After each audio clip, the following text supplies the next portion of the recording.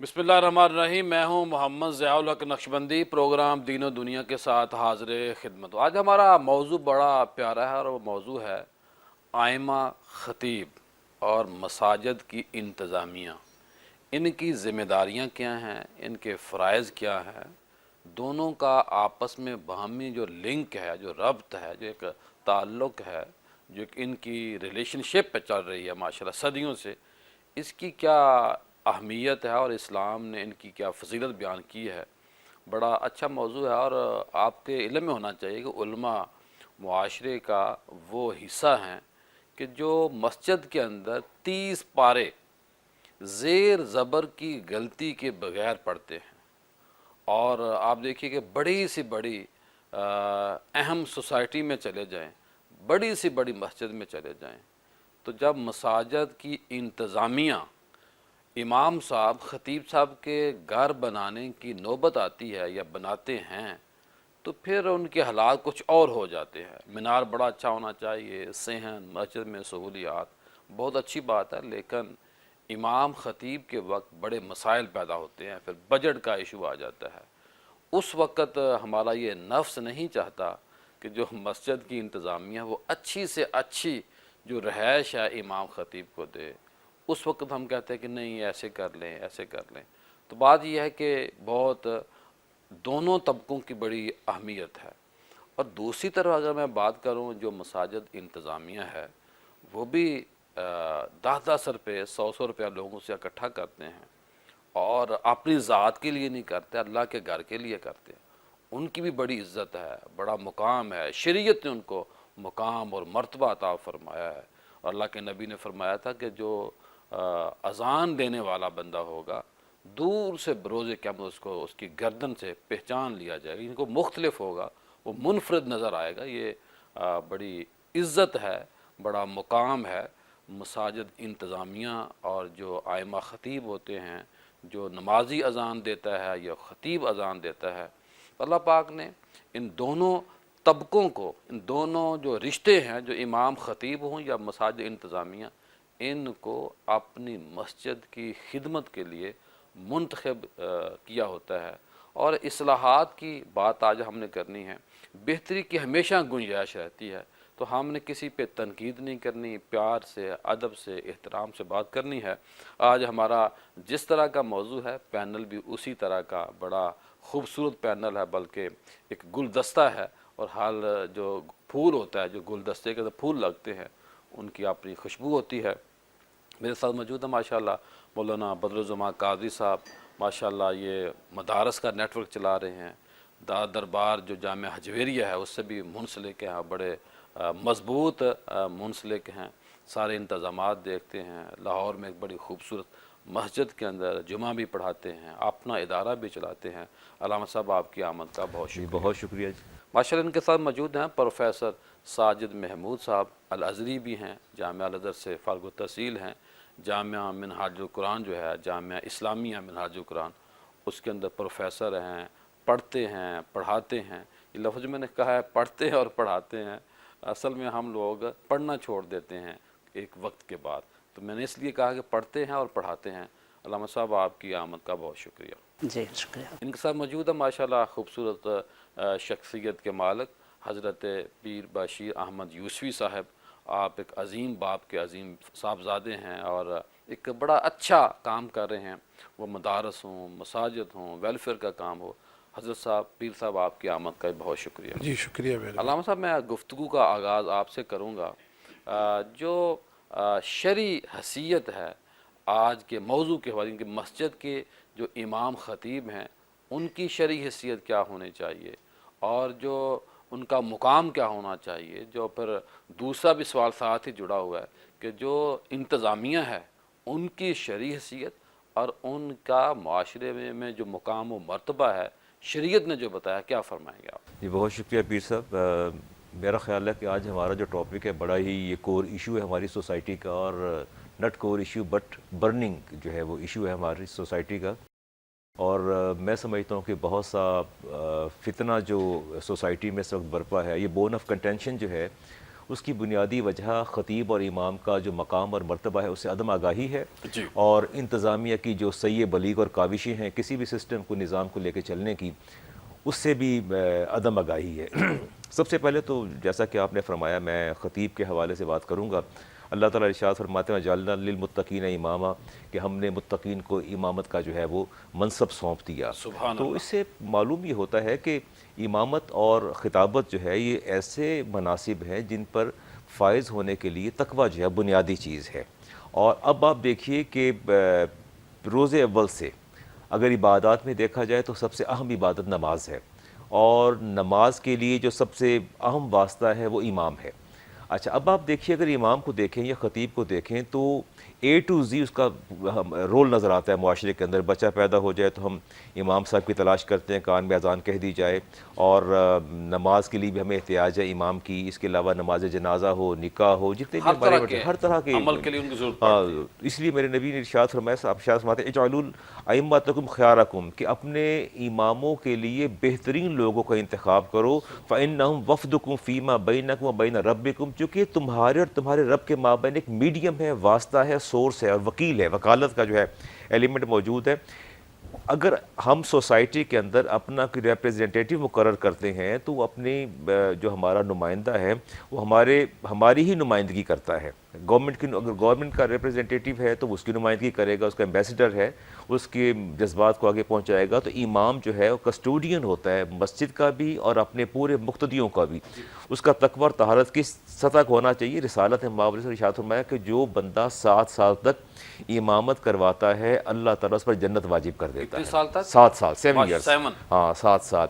اور فرمایا جو آزان ہے، جس نے 4 برس آزان دی اللہ تعالیٰ بغیر حساب کے اس کو جنت میں بھیج دے گا۔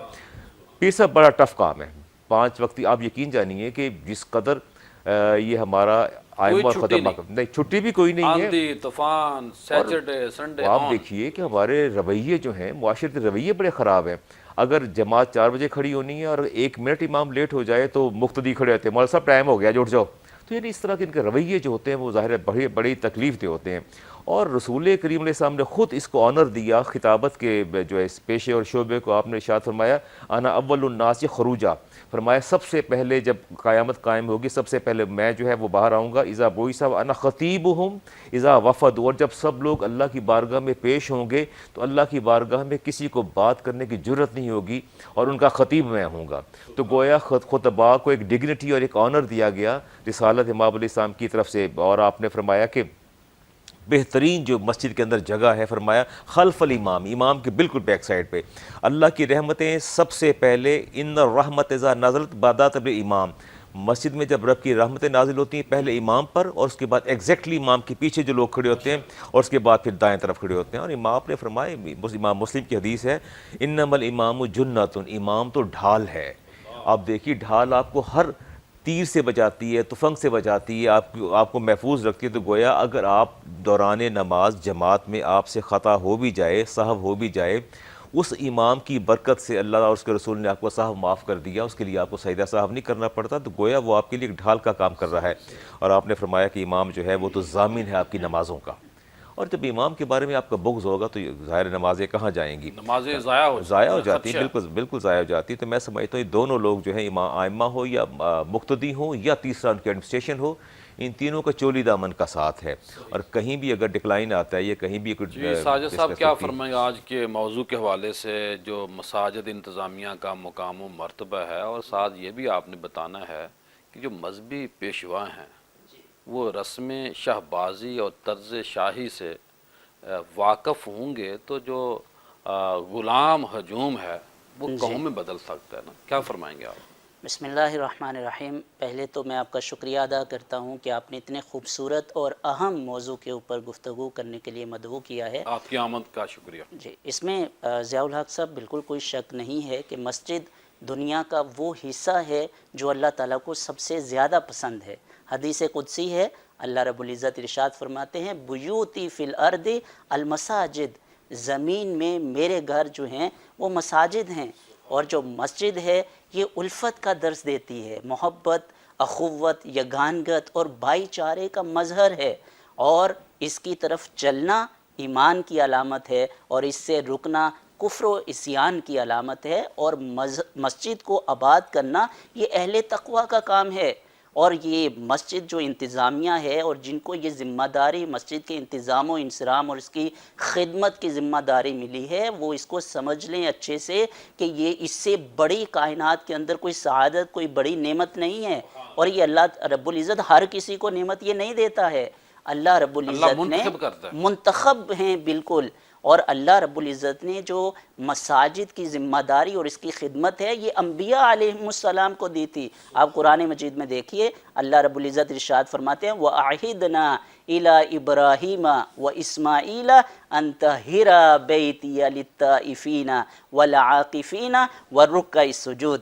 ہم نے ابراہیم اور اسماعیل علیہ السلام سے یہ عہد لیا اور ان کو تاکید کی کہ آپ اللہ کے گھر کو اعتکاف کرنے والوں کے لیے، طواف کرنے والوں کے لیے اور رکوع و سجود کرنے والوں کے لیے صاف ستھرا کریں، مطہر کریں اور اس کو پاک صاف رکھیں، منظف کریں اس کو۔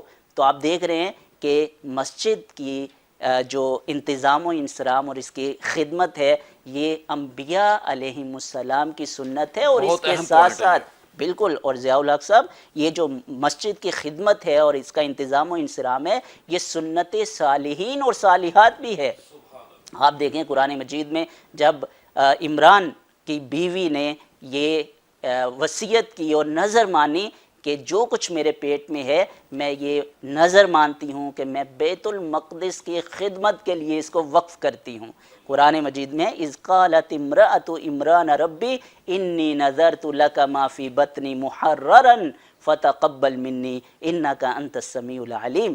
تو آپ دیکھ رہے ہیں کہ مسجد کا انتظام و انصرام اور اس کی خدمت سنت انبیاء بھی ہے اور سنت صالحین اور صالحات بھی ہے۔ اور پھر حدیث نبوی کے اور احادیث نبویہ میں اتنی متعدد احادیث ہیں جو اس کی فضیلت پر آئی ہیں کہ جو مسجد کی خدمت کرتے ہیں، جو اس کے انتظام و انصرام کا اہتمام کرتے ہیں، اللہ حضور علیہ الصلوۃ والسلام کی حدیث ہے کہ ایک شخص جو ہے جو اسود غلام تھا، حبشی غلام تھا، وہ مسجد کی خدمت کیا کرتا تھا، اس کی صفائی ستھرائی مسجد نبوی کی۔ کچھ دن ہوئے تو اللہ کے رسول نے دیکھا کہ وہ نظر نہیں آ رہے، تو آپ نے صحابہ سے پوچھا وہ جو غلام مسجد کی خدمت کرتے تھے وہ کہاں پہ ہیں؟ تو انہوں نے صحابہ نے بتایا یا رسول اللہ ان کا تو وصال ہو گیا۔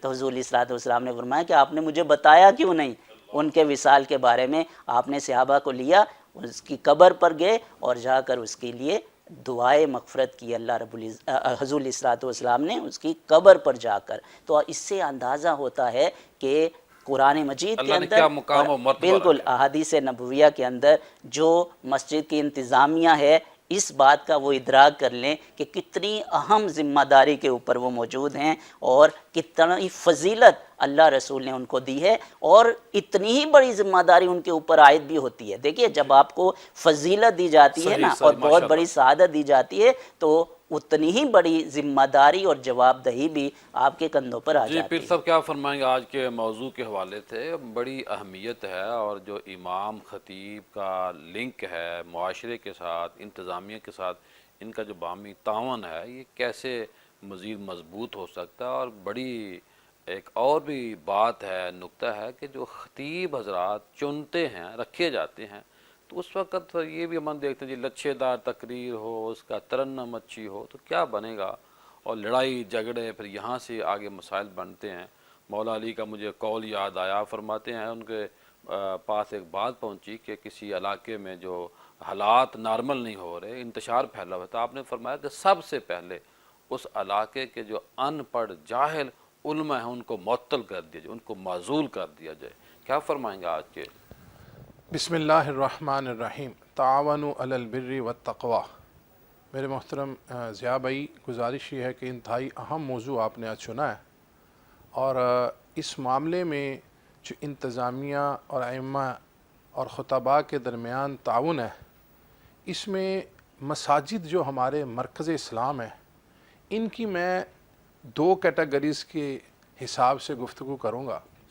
ایک تو یہ جو گورنمنٹ یا ایک سوسائٹی کے انڈر مساجد ہیں ان کا طریقہ کار، اور جو ہمارے محلوں کی یا دیہاتوں کی مساجد ہیں ان کا طریقہ کار ہے. جو تو سوسائٹیز اور حکومت کے زیر انتظام مساجد چل رہی ہیں ان میں تو معاملات سوسائٹیز میں، ڈی ایچ اے میں، کینٹ میں، جی ان میں معاملات کافی مناسب نظر آتے ہیں انتظامیہ کے ساتھ. لیکن جو ہمارے محلے میں ہیں اس میں کچھ ضروریات ہیں جس کا ہمیں اب معاشرے کے اندر ضرور امپلیمنٹ کرنا ہوگا کہ جو انتظامیہ ہے ماشاءاللہ ان کا دین کے ساتھ بھی تعلق ہونا چاہیے اور دنیا کے ساتھ بھی، کیونکہ انہوں نے جس بندے کو چننا ہے اس نے دین اسلام کی خدمت کرنی ہے. لیکن بسا اوقات دیکھنے میں آتا ہے کہ وہ جو ائمہ اکرام یا خطباء کی جب انتخاب ہو رہا ہوتا ہے تو اس کا انتخاب کرنے والا اس لیول پہ سوال نہیں پوچھ سکتا جس میں پھر اتفاق نہیں ہوتا. اس کے لیے ان چیزوں کا کمیٹی کو بھی اور ہمارے جو ائمہ اکرام ہیں، خطباء ہیں، ان کو خیال رکھنا چاہیے تاکہ آپس میں جب انتخاب ہو رہا ہو تو اس میں ہی باہمی محبت پیدا ہو جائے. اس وقت فیصلہ کر لیجیے مناسب. جب وہاں پہ ہی آغاز ہی محبت سے ہوگا تو پھر اگلے جتنے مراحل ہیں، جیسے سب سے اہم چیز ہے کہ اگر ہم نے مسجد میں کوئی پروگرام کرنا ہے، مسجد میں جمعہ کا خطبہ ہے، مسجد میں نماز عیدین ہیں، تو ان میں جب انتظامیہ اور خطیب سے آپس میں تعاون ہوتا رہے گا تو سارے معاملات ٹھیک چلتے رہیں گے. اگر دونوں فریقین میں سے کوئی ایک اپنا فیصلہ کرتا اور دوسرے کو اس کا علم نہیں ہوتا تو موقع کے اوپر اس کے لیے پریشانی کا سبب بنتا ہے. اسی طرح جو ہمارے علاقوں میں انتظامیہ ہوتی ہے انہیں اپنے خطباء اور اماموں کے لیے محبت کا عنصر رکھنا چاہیے. انہیں اپنے گھروں میں بھی کم از کم مہینے میں ایک مرتبہ مدعو کر کے اپنے بچوں کے ساتھ، اپنے محلے داروں کے ساتھ ان کا تعارف کروانا چاہیے. اسی طرح جب محلے میں کوئی نکاح ہو یا کوئی سال ثواب کا پروگرام ہو، غمی خوشی میں بھی ان کو اہمیت دیں، کیونکہ جیسے قبلہ مفتی صاحب نے فرمایا نا، یہ بڑا اہم اس معاشرے کا حصہ ہیں اور ان کی بڑی ذمہ داری، اللہ کے حبیب نے ان کی بڑی اہمیت بیان کی ہے. لیکن ہم نے عمومی طور پر دیکھا ہے کہ ہم غمیوں میں تو اپنے مساجد کے اماموں کو، خطیبوں کو غمیوں میں لے آتے ہیں لیکن خوشیوں میں ہمیں ان کی اتنی یاد نہیں آتی. نکاح تو امام صاحب ہی پڑھاتے ہیں نا. جی وہ نکاح، یہ بھی میں عرض کرنے لگا ہوں، بالکل میں اس معاملے پہ عرض کرنے لگا ہوں کہ نکاح کے وقت صرف جب وہ نکاح پڑھایا جانا ہے نا اس وقت ان کی ضرورت ہوتی ہے. بعد میں اکثر دیکھنے میں آیا کہ ان کے کھانے کا یا ان کے بیٹھنے کا کوئی خاص انتظام نہیں ہوتا. وہاں پر ان کو اہمیت دینی چاہیے تاکہ آنے والے جو دوسرے علاقے سے مہمان آئیں ان کو پتہ چلے کہ یہ محلہ اپنے امام کی، اپنے خطیب کی کتنی محبت کرتا ہے، اہمیت رکھتا ہے. اسی طرح جو خطباء ہیں ان کو چاہیے کہ وہ اپنے سارے معاملات جو درس حدیث دیں، درس قرآن دیں، فقہ کی کلاس لیں یا ناظرہ پڑھائیں، اس سے آگاہ رکھیں اور محلے کے جتنے احباب ہیں ان کو اس کے ساتھ جوڑیں تاکہ محلے کے بچے آپ کے کہنے کا مقصد یہ ہے کہ امام صاحب جو ہیں وہ اپنے آپ کو کوئی الگ مخلوق تصور نہ کریں، وہ بھی معاشرے کے ساتھ، محلے کے ساتھ، نماز کے ساتھ جڑے رہیں. ان کی غمی خوشی کے علاوہ دیگر مواقعوں میں بھی ان کے ساتھ بیٹھیں، اٹھیں، کھائیں، پئیں اور ان کے بچوں سے میل ملاپ ہو. ان کو یعنی کہ صرف نمازی نہ سمجھیں. جی بالکل. اور مسجد میں جب امام صاحب ہیں تو وہ زیادہ سے زیادہ مسجد کے ساتھ لنک رہیں، جڑے رہیں اور لوگوں سے ایک اچھا انوائرمنٹ بنائیں. اور ملتے ہیں، پروگرام کا سلسلہ بھی جاری ہے، ملتے ہیں مختصر بریک کے بعد. بریک کے بعد خوش آمدید. آج ہمارا موضوع آپ کے سامنے ہے امام خطیب کا جو معاشرے میں مقام اور مرتبہ ہے، اور ساتھ ہم ان خوش نصیب نمازیوں کا، اس انتظامیہ کا ذکر کر رہے ہیں جن کو اللہ پاک نے اپنے گھروں کی خدمت کے لیے منتخب کیا، چنا. تو میں اپنا بدرالزمان صاحب آپ سے یہ گزارش کروں گا، سوال کروں گا، آپ سے یہ میں پوچھنا چاہتا ہوں اور آپ سے یہ علم لینا چاہتا ہوں. وہ علم یہ مجھے چاہیے اور میرے سننے والوں کو علم چاہیے کہ یہ جو علماء کے مسائل ہیں، جو تنخواہیں ہیں، اس کا کوئی معیار نہیں ہوتا. آپ دیکھیے بیسک سیلری جو ہوتی ہے ایک آفس بوائے کی، وہ بھی امام خطیب کو نہیں دی جاتی. کچھ لوگ ایسے ہیں جن کی بہت زیادہ ہے. بات اکثریت کی ہو رہی ہے، کیا فرمائیں گے آپ؟ میں سمجھتا ہوں کہ اس وقت جو معاشرے میں سب سے مظلوم طبقہ ہے وہ علماء کا، ائمہ اور خطباء کا ہے. اگر آپ ان کی تنخواہوں پر نظر دوڑائیں تو 15,000، 16,000، 18,000. اب سوسائٹیز والوں نے بڑا جو ہے وہ سٹیپ لیا، قدم اٹھایا تو انہوں نے 30,000، 40,000 کر دیا. لیکن علامہ صاحب جو مسجد میں رہائش ملتی ہے، بل فری، گیس فری، یہ بھی ایک سہولت ہے ویسے علماء کو. چلے یہ بھی ایک پہلو ہے وہ بھی. اور وہ جو رہائش ہے اس کو کبھی آپ اس کا مشاہدہ فرمائیں. میں سوسائٹیز کو تو نہیں اس وقت کرتا چونکہ ان کی رہائشیں قدرے بہتر ہیں، لیکن بالعموم ہماری جو ائمہ اور خطباء کی رہائشیں ہوتی ہیں وہ بھی اس تو میں نے قابل پہلے نہیں بات ہوتی. کی ہے. جی آپ نے اس پر ارشاد فرمایا. میں اس کو اس لیے مظلوم طبقہ سمجھتا ہوں کہ اگر آپ نے فاتحہ خوانی کروانی تو بھی امام چاہیے. اور امام پھر ایکسپیکٹیشنز یہ ہوتی ہیں کہ امام کو ہمارا سارا شجرہ یاد ہو، دعا کرے میرے باپ کا نام لے، دادا کا نام لے، میرے ساتھ باپ کا نام لے. یہی آتے ہیں. جنازہ تو جنازہ امام پڑھا کے مول صاحب لوگ اس پہ ہاں نہیں اکتفا کرتے کہ وہ کہتے ہیں نہیں کہ نہیں تمام مسلمین تمام مسلمان اور کہتے نہیں نہیں ہمارے نہیں نہیں یہ نام لینے آپ. نام لے. اس کے بعد اگر آپ جنازہ پڑھا کے آتے ہیں تو پھر ان کو گلہ ہوتا ہے کہ آپ قبر تک تدفین میں آپ کیوں نہیں شامل ہوئے. پھر ناراض ہے امام سے. تعویذ گنڈا کرنا ہو تو بھی امام جو ہے وہ زیر عتاب ہوتا ہے. اور جنات چمٹ جائیں ان کو تو بھی ان کو بطور عامل امام چاہیے. نکاح ہو تو بھی امام چاہیے. قصاب بھی امام، چھری بھی امام سے پھروانی ہے. اور غسل دینا میت کو بھی امام دے. اور چوکیدار بھی امام ہونا چاہیے. میں سمجھتا ہوں بڑا ہی مظلوم طبقہ ہے. یعنی یوں کہ فرما لیجیے آپ کے راؤنڈ دا کلاک چھٹی بھی سروسز کوئی نہیں اس کی. نہیں جی نہیں راؤنڈ دا کلاک سروسز اور چاہیے. اس کو یہ بھی حق حاصل نہیں کہ ہڑتال کر لے، ہاں کوئی ان بالکل کی بھی یونین ہو آپس نہیں میں. بالکل سوال ہی پیدا نہیں ہوتا. حالانکہ آپ دیکھیے کہ سیدنا صدیق اکبر رضی اللہ تعالیٰ تشریف لے جا رہے تھے. سر پیتا پہ کپڑا مسکرا رہے علامہ صاحب کی بات سے جناب. سر پر یہ حقائق ہے، کیا کریں. ریئلٹی ہے، گراؤنڈ ریئلٹی ہے. اس کو جو ہم صرف نظر نہیں کر سکتے جی. گراؤنڈ ریئلٹی کو سر پر کپڑا رکھ کے اصل لے جا رہے میں تھے. حاصل اس لیے آ رہا ہے کہ ان موضوعات پہ بات کی نہیں جاتی، نہیں بات ہوتی کہ نہیں ان کے اوپر بات کریں. ان کے بھی یہ بھی انسان ہیں یار. میں پیر عالم صاحب دین تو ہیں لیکن انسان بھی ہیں ساتھ. میں صبح جب نکلنے لگا ہوں اپنے مدرسے سے تو باہر مجھے شور کی آواز آئی. تو میں نے انتظامیہ سے پوچھا اپنے ایڈمنسٹریٹر سے کیا مسئلہ کیا بنا. کہتے ایک صاحب آئے تشریف لائے. وہ کہتے ہیں جی ہمارے ہاں قرآن خوانی بچے بھیجنے کے بچوں کے پیپر ہو رہے ہیں، بچے نہیں جا سکتے، آپ یہیں پڑھوا لیجیے. کہنے لگے ہمارے ٹیکسٹ پہ پڑھتے ہیں آپ لوگ اور ہمیں باتیں کرتے ہیں. میں دیکھتا ہوں آپ آئندہ بھی کہیں بچے بھیج کے دیکھیے گا. تھریٹ کر رہے تھے باہر تو. اور میں تو نہیں الجھا ان سے. میں بیٹھا رہا، میں مصروف تھا. تو وہ ناراض ہو کے چلے گئے. تو توقعات ایسی ہوتی ہیں. میں سمجھتا ہوں کہ جس طرح ایک عام بندہ اس کو اپنی اکانومی کو مینٹین کرنا ہوتا ہے، اسی طرح امام بھی تو اسی معاشرے کا حصہ ہے. حیرت کی بات ہے ہم سمجھتے وہ 20,000 میں گزارا کر لے گا. اور میں یہاں یہ 2 حدیث آپ کے سامنے رکھنا چاہوں گا. رسالت امام علیہ السلام نے ارشاد فرمایا جس نے میری امت کے عالم دین کو، یعنی آپ خطیب یا امام کہہ لیں ان ادر ورڈز، آپ یہ فرمایا 1 درہم اس کی ذات پہ خرچ کیا، اللہ تعالیٰ اس کو 70 مرتبہ بیت اللہ تعمیر کرنے کا اور 70 انبیاء کو کھانا کھلانے کا ثواب عطا فرمائے گا.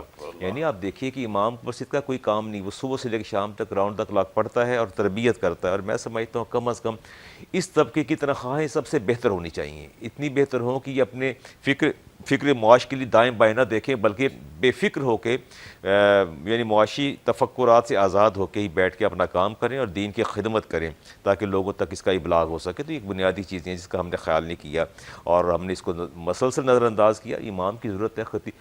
چیزیں دیں گے تو ایسی سب سٹینڈرڈ چیزیں دیں گے جو بالکل پہننا پسند نہیں کرتا. اور اگر مدارس میں جائیں گے ائمہ خطباء کے لیے جو صدقات وغیرہ بھیجتے ہیں تو وہ بھی اس قابل نہیں ہوتے.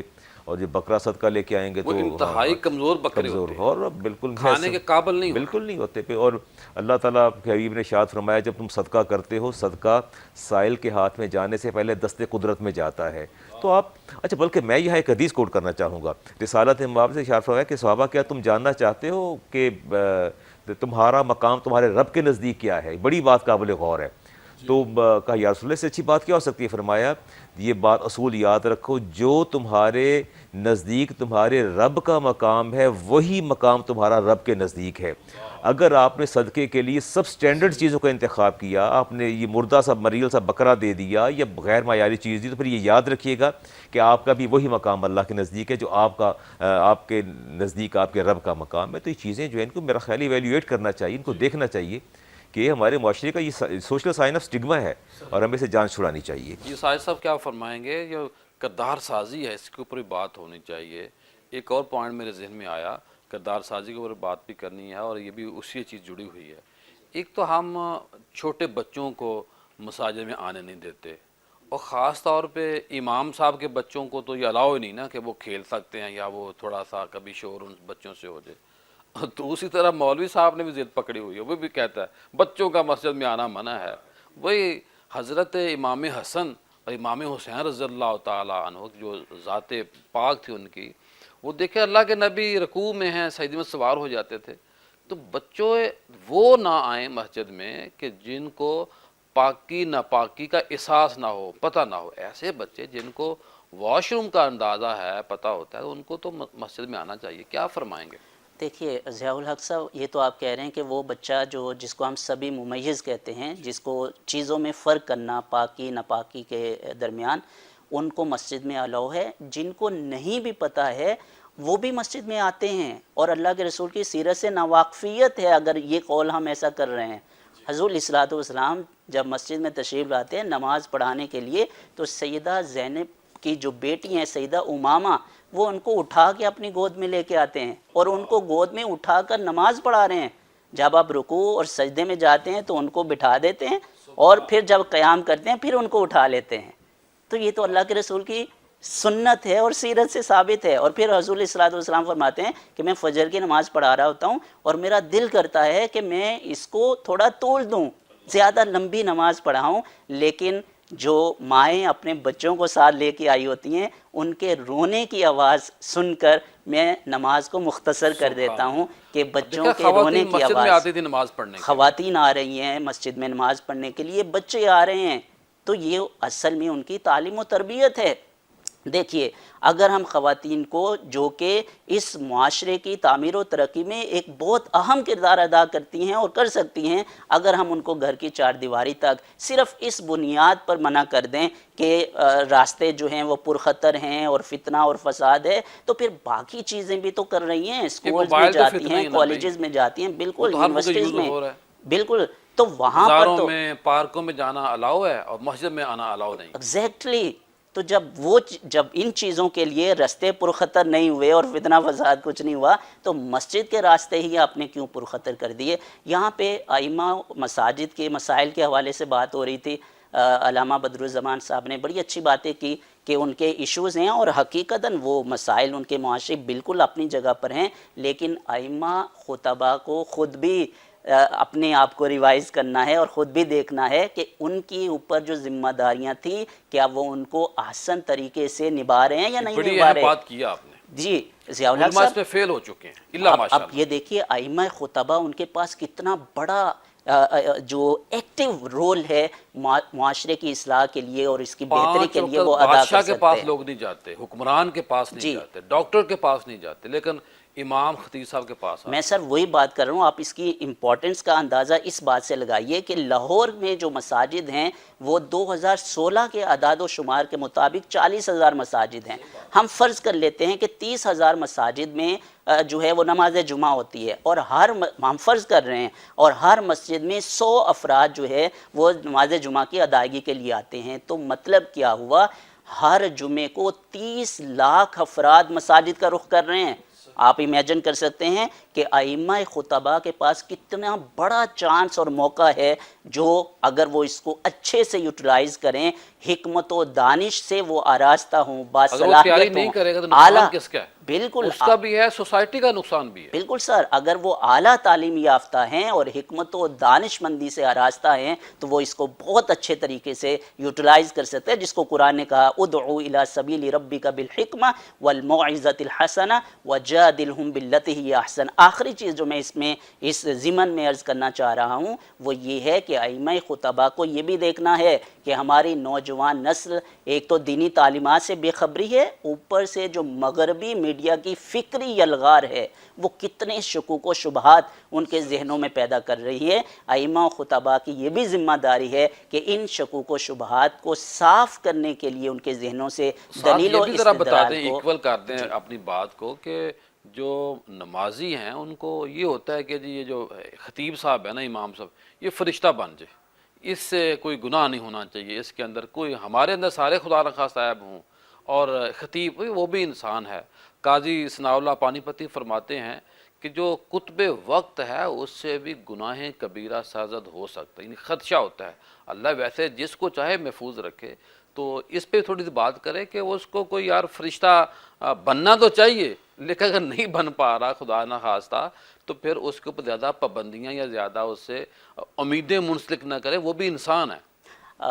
پیر صاحب دیکھیے، اس کائنات کے اندر صرف دو ہی ہستیاں ہیں جو غلطی سے پاک ہیں، اللہ ہے اور اللہ کے رسول ہیں جو معصومان الخطا ہیں۔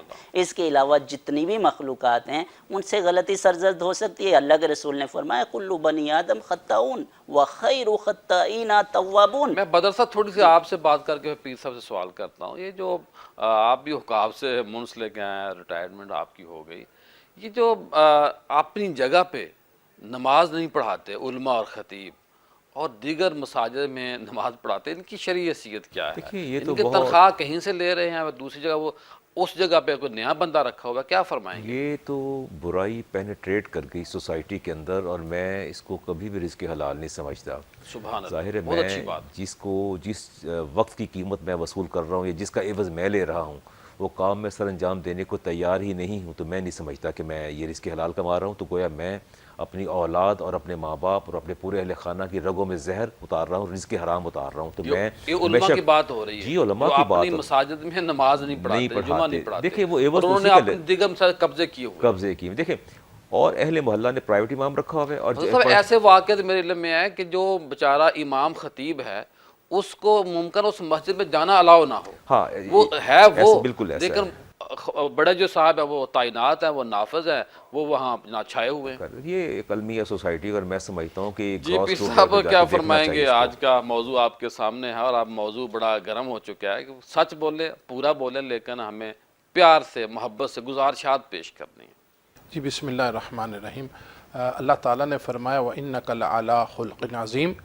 کریم آقا صلی اللہ علیہ وسلم کو اخلاق کی سب سے اعلیٰ سطح پہ رکھا گیا، اور ام المومنین سیدہ بی بی عائشہ صدیقہ طیبہ طاہرہ مقدسہ مفسرہ رضی اللہ عنہ فرماتی ہیں کہ کریم آقا صلی اللہ علیہ وسلم کا خلق دیکھنا ہے تو قرآن کو دیکھ لو۔ اللہ، اب یہ جو تعلق ہے آج کے موضوع کا، یہ قرآن، مسجد، حدیث کے ساتھ ہے۔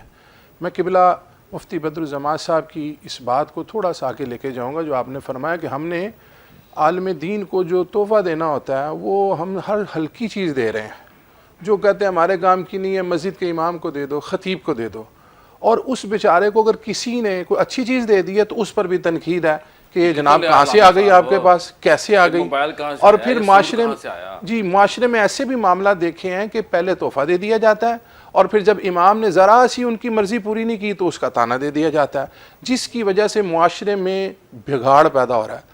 خطیب، عوام، ان دونوں کو رسول اللہ صلی اللہ علیہ وسلم کی ذات اقدس، صحابہ کرام رضوان اللہ تعالی علیہم اجمعین کی زندگیاں بغور دیکھنی چاہیے کہ کریم آقا صلی اللہ علیہ وسلم جو معلم انسانیت بنا کر بھیجے گئے، آپ نے یہ عظیم فرائض خود سر انجام دیے، مسجد میں نماز بھی پڑھائی، خطبہ بھی دیا، وہاں پر لوگوں کے معاشی، معاشرتی، گھریلو معاملات کو بھی دیکھا۔ آج ہم اس چیز سے دور ہٹتے جا رہے ہیں، ہمیں اپنی مساجد میں ان چیزوں کا مسجد نبوی تو ریاست کا ہیڈ کوارٹر تھا۔ جی بالکل، مرکز اسلام جو وہ بنایا گیا تھا اس میں ہر قسم کے فیصلے ہوتے تھے، وہ بیرون ملک سے جو احباب آتے تھے، جو وفد آتے تھے، چاہے وہ دیگر مذاہب سے بھی آتے تھے، رسول اللہ صلی اللہ علیہ وسلم ان سے گفتگو کرتے، ان کے مسائل سنتے، اور تمام جو آپ کی، میں یہاں پہ ایک بات کوٹ کروں گا، آپ بھی اس بات کو لے کر چل رہے ہیں، جو آپ نے اتحاد امت کا ایک سلسلہ شروع کیا ہے، تو یہ اس کے لیے مسجد بڑی اہم چیز ہے، صحیح بات، لیکن اس کے لیے جو مسجد میں ذمہ داری دے رہا ہے اس کو ساری چیزوں کو پتہ ہونا چاہیے کہ کریم آقا صلی اللہ علیہ وسلم نے جتنے مذاہب تھے، اس میں ایک بات اور کوڈ کر دوں، یہ مذاہب وہ ہیں جو آقا صلی اللہ علیہ وسلم کی مبعوث ہونے سے پہلے تھے، اور جو بعد میں ہیں وہ سب جھوٹی چیزیں ہیں، میں ان کا ذکر کر رہا ہوں کہ وہ اگر آتے ہیں تو وہاں سے آ کر اپنے مسائل کا حل، اگر معاشرے میں محلے کی مسجد ہے، کوئی کسی قسم کی خرابی ہو گئی ہے تو مسجد میں بیٹھ کر اس کا آسان طریقے سے حل کیا جا سکتا ہے، کیونکہ مسجد کا احترام لوگوں کے دلوں میں ہے، وہاں پہ آواز اونچی نہیں کریں گے، وہاں پہ گفتگو طریقے سے کریں گے۔ تو اگر امام صاحب کریم آقا صلی اللہ علیہ وسلم کی اور صحابہ کی زندگی رضوان اللہ تعالی علیہم اجمعین کی دیکھ لیں تو وہ سارے معاشرے کے اندر جو بگاڑ پیدا ہو رہے ہیں اس میں بہتری آ سکتی ہے، اور اسی کا تعلق یہ بھی ہے کہ آج اس تیز زندگی میں ہمارے لوگ صرف مسجد میں آتے ہیں، نماز پڑھی اور چلے گئے، وہاں پر ان کو پتہ ہونا چاہیے کہ اگر ہم نے اپنے مسائل کو دیکھنا ہے تو یہ محدود ٹائم ہم نے رکھا ہوا۔ آقا نے فرمایا تھا کہ اپنی قوم کے امام بن جاؤ، اور اگر آپ امام نہیں بن سکتے پھر مؤذن بن جاؤ، یہ اہمیت ہے امام کی اور مؤذن کی۔ پروگرام کا سلسلہ جاری ہے، ملتے ہیں مختصر آمدید۔ آج ہمارا موضوع بہت ہی پیارا ہے اور اب ہم پروگرام کے آخری حصے میں داخل ہو چکے ہیں۔ اللہ کے نبی صلی اللہ علیہ وسلم نے بڑی ان کی عظمت اور توقیر بتائی، امام خطیب کی، انتظامیہ کی، جو سارا یہ کام لے کے چلتے ہیں۔ اور کریم آقا نے معراج کی رات ایک منظر دیکھا کہ کینچی سے کچھ لوگوں کی زبانیں کاٹی جا رہی تھی۔ کریم آقا نے جبرائیل سے پوچھا تو جبرائیل نے عرض کی، یا رسول اللہ صلی اللہ علیہ وسلم، یہ وہ لوگ ہیں، یہ علماء سو وہ ہیں جو کہتے تو تھے لیکن کرتے نہیں تھے۔ تو میں یہ سمجھتا ہوں کہ جو علماء بات کرتے ہیں، اول تو وہ کریں وہ بات جو خود عمل کرتے ہیں، اور دوسرا یہ بھی بات ہے کہ ہمیں دیکھنا چاہیے کہ جو بات ہے پڑھیں، کتابوں سے جڑیں۔ علامہ صاحب، میرا آپ سے یہ سوال ہے کہ اگر کسی عالم دین سے کوئی مسئلہ صحیح نہیں بتا سکتا یا کنوے نہیں کر پاتا یا کوئی ایسی غلط اس سے بات ہو جاتی ہے، کوئی مسئلہ صحیح نہیں بیان کر پاتا، تو کیا اس کا حل کیا ہے؟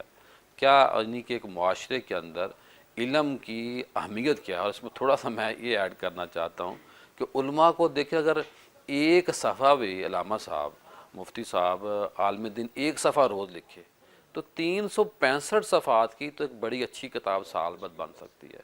اور جس آدمی کی 60 سال یا 70 سال ایج ہو، وہ ڈیلی ایک صفحہ لکھے اور بڑا اچھا معیاری صفحہ لکھا جا سکتا ہے، تحریر لکھی جا سکتی ہے۔ تو جس عالم دین کی 60-70 کتابیں مارکیٹ میں لانچ ہو جائیں تو میرا تو خیال ہے کہ وہ ایک خود اعتمادی بھی ہوگی، معاشرے میں بہتری بھی ہوگی۔ سوال لمبا ہو گیا، تو میرا کہنا مقصد ہے کہ علماء کو کتابیں بھی لکھنی چاہیے۔ جی کوئی شک نہیں پیر صاحب، اصل میں بات یہ میں سمجھتا ہوں کہ ہماری عامت الناس کی بڑی بدقسمتی ہے کہ ہمارے محراب و منبر پر وہ لوگ قابض ہیں جن کو دین کی خبر نہیں ہے، اور دوسرے سال سے بچہ بھاگتا ہے، خوش شکل ہوتا ہے، خوش آواز ہوتا ہے، قرآن اچھا پڑھ لیتا ہے، اس کو خطیب بنا کے بٹھا دیا جاتا ہے۔ اور جو پڑھے لکھے لوگ ہیں ہمارے علماء، ان کو بھی میں بڑے ادب سے گزارش کروں گا کہ میں جس معاشرے کا حصہ ہوں جہاں میں جمعہ پڑھاتا ہوں، آپ دیکھیے دوران جمعہ مجھے سوال آتے ہیں، مجھے بندے یہ نے منظر سوال، میں نے خود دیکھا جی، ماشاءاللہ۔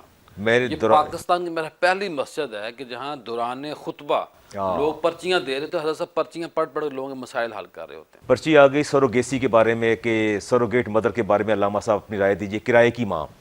میں بڑا افسوس ہوا، میں نے جواب تو میں نے دیا قرآن و حدیث کی روشنی میں۔ سوال یہ پیدا ہوتا ہے کہ آج کے عصر حاضر کی اللہ ماشاء اللہ ایکسیپشن از آلویز دیئر، آج کے عالم دین سے پوچھا جائے کہ واٹ از سروگیسی کیا ہے، سروگیٹ انہیں بالکل پتہ نہیں ہے۔ ان سے پوچھا جائے کہ یہ فری لانسنگ کیا ہے، اس کے بعد کریڈٹ کارڈ کا پوچھا جائے، فری لانسنگ کا، ڈراپ شپنگ کا پوچھا جائے، اس کے بعد ٹرانسجینڈر کا پوچھا جائے۔ آپ کے ہاسپٹلز موجود ہیں جہاں جنس تبدیل کی جا رہی ہے، آپ یہ دیکھیے یہ ٹرانسجینڈر جو ہرمیفروڈائٹس ہیں ان کے بارے میں پوچھا جائے، براہ راست پرچیاں آتی ہیں، لوگ سوال کرتے ہیں کہ علامہ صاحب یہ گروی مکان جو ہے اس کے بارے میں، مارگیج کے بارے میں کیا خیال ہے، ڈراپ شپنگ کے بارے میں کیا خیال ہے۔ علی مرتضیٰ شیر خدا تشریف فرما تھے اور اچانک جمعے کا خطبہ سنا کسی کا اور تشریف لے گئے، خاموشی سے پیچھے بیٹھ کے خطبہ سنتے رہے، اور بعد میں فرمایا کہ تیرا خطبہ میں نے سنا ہے، اس میں تبلیغ کم تھی اور تیری اپنی جو مدح تھی اور مدح ستائی اور یہ بہت زیادہ تھی، تو خود ستائی کا مریض لگتا ہے۔ فرمائی دران میری بات سن، پتا ناسخ و منسوخ کے بارے میں مجھے کچھ بتا۔ تو اس نے کہا جی مجھے تو نہیں پتا۔ تو فرمایا پھر ممبر پر کیسے جا کے بیٹھ گئے ہو؟ فرمایا فخرج من مسجدنا ولا تذکر فی، فرمایا میں تمہیں حکم دیتا ہوں کہ آج کے بعد میری مسجد قریب نہ آنا۔ آپ نے کوفہ کی ساری مسجدوں کے اماموں کو بلا کے جائزہ لیا اور سارے ممبر تڑوا دی، آگ لگوا دی ممبروں کو کہ تم لوگ یہاں بیٹھنے کے اہل نہیں ہو۔ اس کے بعد آپ نے ایک ممبر باقی بچا اور وہ تھا امام حسن بصری رحمۃ اللہ تعالیٰ علیہ کا، وہ ایک ممبر جو تھا باقی بچ، فرمایا سب کو آگ لگا دو۔ جو امام اور خطیب جو ہے اس چیز کو نہیں جانتا، آپ مجھ سے سوال کر لیں کہ علامہ صاحب یہ کریڈٹ کارڈ کا سوال کرے، میں چپ کر کے بیٹھ جاؤں، میں کیوں چپ کر کے بیٹھوں؟ مجھے جواب دینا ہے آپ کو، فرض ہے تیرے آپ کو علم ہونا چاہیے، علم ہونا چاہیے۔ اور میں سمجھتا ہوں کہ ہمیں جہاں علماء دین کا علم حاصل کرتے ہیں وہ معاشرے کے اندر دیگر علوم ہیں جو عصر حاضر ان کو بھی دیکھنا چاہیے۔ سارے صاحب پروگرام کے آخر میں کیا فرمائیں گے آپ؟ پروگرام کے آخر میں یہی عرض کرنا چاہوں گا، اور یہ بہت امپورٹنٹ چیز ہے، جو مسجد کے انتظامیہ ہیں، جو ائمہ خطبہ ہیں، جو اذان دینے والے ہیں، ان سب کے لیے جو اہم ترین چیز ہے وہ یہ ہے کہ اپنے سارے عمل میں اخلاص کو مد نظر رکھیں، کیونکہ اخلاص کے بغیر کوئی بھی عمل قبول نہیں ہوتا ہے۔ قرآن اور اخلاص ہے کیا؟ اخلاص کا مطلب یہ ہے کہ آپ جو بھی کام کر رہے ہیں وہ صرف اور صرف اللہ کی رضامندی اور اس کی خوشنودی کے لیے کریں۔ قرآن مجید میں وَمَا أُمِرُوا إِلَّا لِيَعْبُدُوا اللَّهَ مُخْلِصِينَ لَهُ الدِّينَ، اور پھر حضور علیہ الصلوٰۃ والسلام نے فرمایا إِنَّمَا الْأَعْمَالُ بِالنِّيَّاتِ وَإِنَّمَا لِكُلِّ امْرِئٍ مَّا نَوَىٰ۔ اعمال کا جو دار و مدار ہے وہ نیتوں کے اوپر ہے، اور انسان کو وہی کچھ ملتا ہے جس کی اس نے طلب نیت کرتا ہے، کی ہوتی کوشش ہے۔ اور کرتا ہے، ایک اور struggle حدیث کرتا ہے۔ ایک اور حدیث پیر صاحب اللہ کے رسول نے فرمایا ان اللہ لا ينظر الى صورکم والى اجسامکم ولیکن ينظر الى قلوبکم واعمالکم۔ اللہ رب العزت تمہاری صورتوں کو نہیں دیکھتا ہے، نہ ہی تمہارے اجسام کو دیکھتا ہے، اللہ رب العزت تمہارے دلوں کے اندر چھپی ہوئی نیتوں کو دیکھتا ہے اور تمہارے اعمال کو دیکھتا ہے۔ لہٰذا سب سے اہم چیز جو ہے وہ اخلاص کو پیدا کرنا ہے اپنے ہر عمل کے اندر۔ سیدنا فضیل بن عیاض نے اخلاص کے بارے میں اتنی خوبصورت بات کی، کہتے ہیں کہ اخلاص کیا ہے اور ریاکاری کیا ہے؟ ترک العمل لاجل الناس ریاء والعمل لاجل الناس شرک۔ اور اخلاص کیا ہے؟ والاخلاص ان یعافیک اللہ منہما، کہتے ہیں لوگوں کے لیے کسی عمل کو ترک کر دینا، چھوڑ دینا، یہ کیا ہے؟ ریاکاری ہے۔ اور لوگوں کے لیے ان کو دکھاوے کے لیے کوئی کام کرنا، یہ جو ہے وہ شرک ہے۔ اور اخلاص یہ ہے کہ آپ ان دونوں چیزوں سے دور رہیں، اپنا جو عمل ہے وہ اللہ کی رضامندی اور خوشنودی کے لیے کریں، یہ اخلاص ہے۔ جی پیر صاحب آخر پہ کیا فرمائیں گے؟ کوئی ضابطہ ہونا چاہیے، کوئی انتظامیہ کا، مساجد کا، جس پہ یہ چلے؟ دیکھیں پوری کوئی دکان ہوتی ہے، کوئی ادارہ ہوتا ہے، کوئی فورم ہوتا ہے تو کوئی ضابطے کی تحت چلتا ہے۔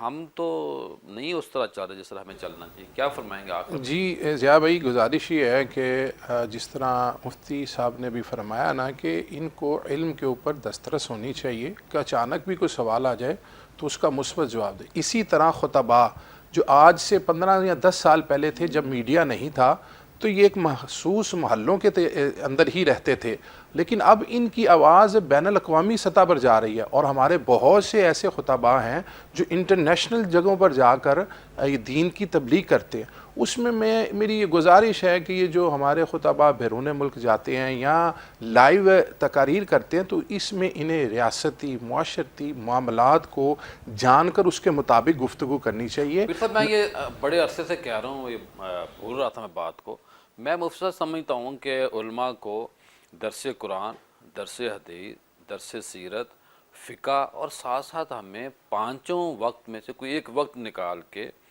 درس آئین پاکستان بھی دینا چاہیے۔ لوگوں کو کنوے کیا جائے، آگاہی دی جائے کہ آئین ہمیں کیا دیتا ہے اور ہم سے ڈیمانڈ کیا کرتا ہے۔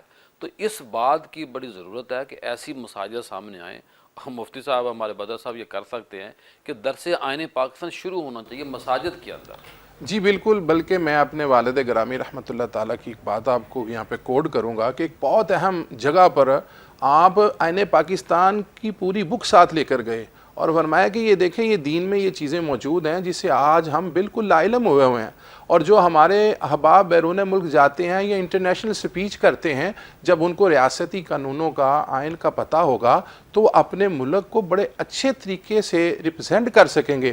لیکن دیکھنے میں یہ آیا کہ ان کی گفتگو ایسی ہوتی ہے کہ جو دوسرے ممالک میں ہمارے بھائی موجود ہیں وہاں کے قانونوں کو وہ سمجھ نہیں پاتے اور اپنی باتیں کر کے پھر معاشرے کے اندر بگاڑ پیدا کرتے ہیں۔ اسی طرح ریاست کے اندر بھی تلخیاں آتی ہیں، اگر کوئی معاملہ دیکھتے ہیں تو اس کو پہلے پوری طرح جانچ پڑتال کریں، پھر اس کو لوگوں تک ڈیلیور کریں تاکہ دیکھنے والے کو یہ پتہ ہو کہ یہ جن سے میں گفتگو سن رہا ہوں یہ پڑھا لکھا آدمی کتابوں سے، حالات سے، دین سے واقف ہے، پھر اس کی بعد میں اثر بھی ہوگا اور بہتری بھی آئے گی۔ اور ایک خاص بات جو میں یہ عرض کرنا چاہ رہا ہوں آپ کے اس پروگرام کے ذریعے کہ جو ہمارے علماء بیرون ملک جاتے ہیں وہ دین اسلام کی بقا کے لیے جاتے ہیں، اس کو آگے بڑھانے کے لیے جاتے ہیں، نہ کہ ان کے ماحول کو اپنے اوپر اثر انداز کرتے ہیں۔ یہ بڑا خیال رکھنے کی ضرورت ہے کہ جہاں جائیں پتہ چلے کہ یہ اسلام کا ایک مبلغ آیا۔ ناظرین و سامعین، آپ نے آج کا پروگرام سنا، دیکھا، اور آخر میں یہ کہوں گا کہ جو انتظامیہ ہے، جو امام خطیب ہے، ان کو یہ چاہیے کہ کوئی بھی تقریب ہو تو وہاں